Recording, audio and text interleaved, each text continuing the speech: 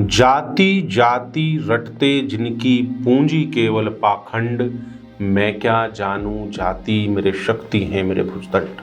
रामधारी सिंह दिनकर ने ये पंक्तियां लिख तो दी, लेकिन भाई साहब जब भारत के समाज की और खास करके राजनीतिक समीकरणों की बात हो तो जाति इंपॉर्टेंट हो जाती है। 2018 के चुनाव में हमने देखा कि कैसे एक बयान ने भाजपा के लिए मुश्किलें बढ़ा दी थीं, और अब 2023 के विधानसभा चुनाव से पहले भी जातिगत फैक्टर हावी होता हुआ दिख रहा है। नमस्कार, मैं सौरभ कुमार, आप देख रहे हैं आयुध।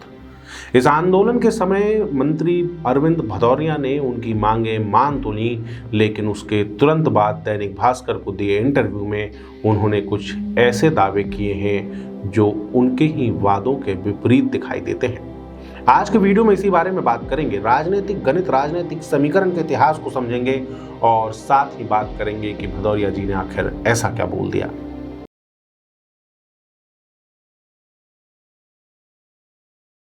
मध्य प्रदेश का पूरा समीकरण बड़ा कॉम्प्लिकेटेड सा है। मध्य प्रदेश में आप SC/ST समुदाय की बात करें या OBC की, ये हमेशा से बहुसंख्यक रहे हैं, लेकिन उसके बाद भी प्रदेश का मुख्यमंत्री कोई ना कोई सवर्ण ही बनता आया है। इस बात को 1996 के आसपास जब बसपा बन रही थी तो उन्होंने भी समझ लिया था।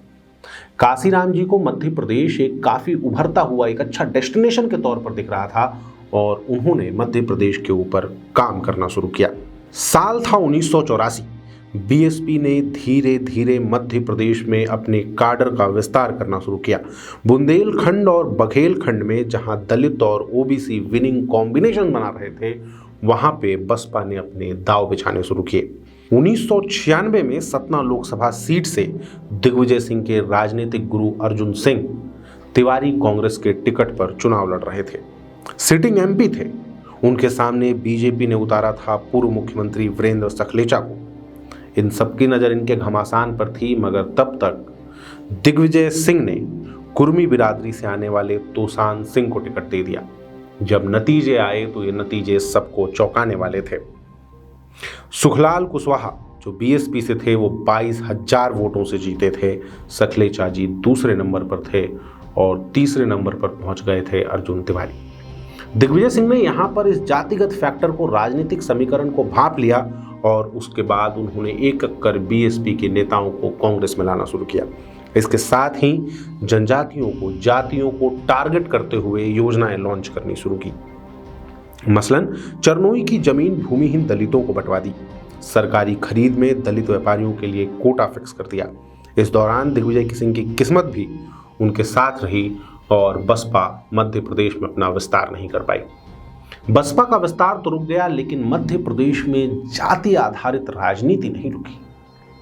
बात OBC रिजर्वेशन की हो या बात हो जनजातियों के लिए विशेष योजनाएं लॉन्च करने की, मध्य प्रदेश की सरकारें हमेशा इसके माध्यम से राजनीतिक समीकरण साधने की कोशिश करती हैं। 2018 के चुनाव में ही हमने देखा कि किस तरह शिवराज सिंह चौहान का एक बयान माई का लाल BJP के लिए मुश्किल बनकर खड़ा हो गया। 2018 के चुनाव में जहां सवर्णों की तरफ से अजाक्स नाम की एक पार्टी खड़ी हो गई, वहीं प्रदेश भर के सवर्णों ने नोटा में वोट करने की अपील की और इसका असर भी दिखा। मध्य प्रदेश में भाजपा के पास 0.05% वोट ज्यादा होने के बाद भी उसने अपनी सरकार गंवा दी।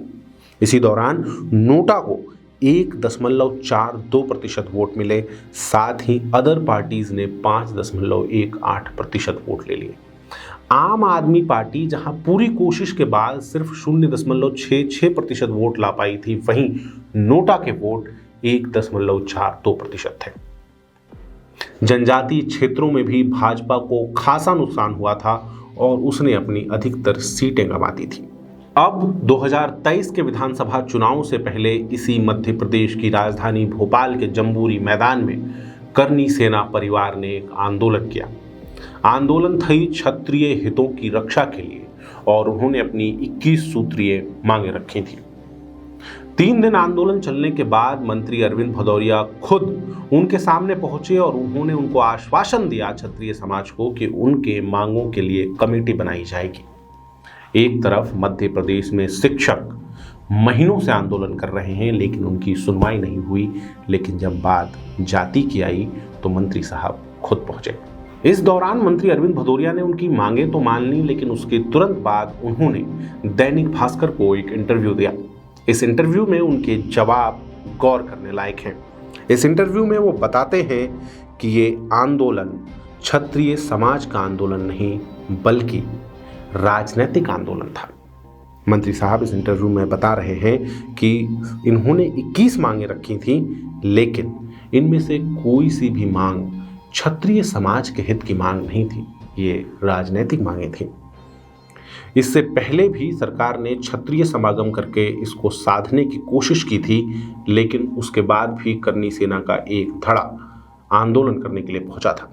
इस पूरे इंटरव्यू में अरविंद भदौरिया यही बताने की कोशिश कर रहे हैं कि ये आंदोलन क्षत्रिय समाज का आंदोलन नहीं, राजपूतों का आंदोलन नहीं, बल्कि करनी सेना के एक गुट का आंदोलन था और राजनीतिक आंदोलन था। देखकर लगता है कि मंत्री जिस आंदोलन को डाउन प्ले करने की कोशिश कर रहे हैं, उसी तरह जिस तरह शायद मुख्यमंत्री शिवराज सिंह चौहान अपने बयान के मायने नहीं भाग पाए थे। देखना है कि आगे राजनीतिक समीकरण किस तरीके से बदलते हैं और क्या 2023 के चुनाव में भी जातिगत समीकरण एक अहम रोल प्ले करेंगे। अगर आपको हमारा ये वीडियो अच्छा लगा तो हमारे चैनल को सब्सक्राइब कर लीजिए। इस तरह के वीडियोस लेकर हम आते रहते हैं। इसके साथ ही आप हमें फेसबुक, ट्विटर और इंस्टाग्राम पर भी फॉलो कर सकते हैं। आपका बहुत बहुत धन्यवाद।